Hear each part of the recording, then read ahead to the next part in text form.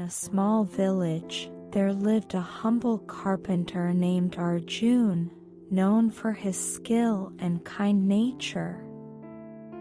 One evening, he wandered into the forest and stumbled upon a locked chest at the base of an old oak tree.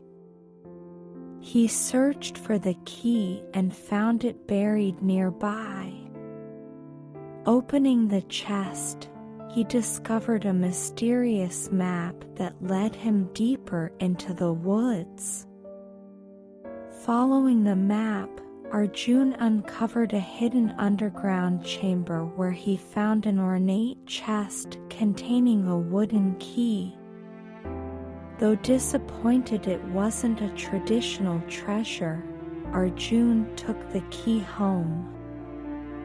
Weeks later, Arjun found that the key fit an old chest left by his father, which contained letters filled with wisdom and life lessons. Through this discovery, Arjun realized that the true treasure was not material wealth, but the wisdom and values passed down from his father.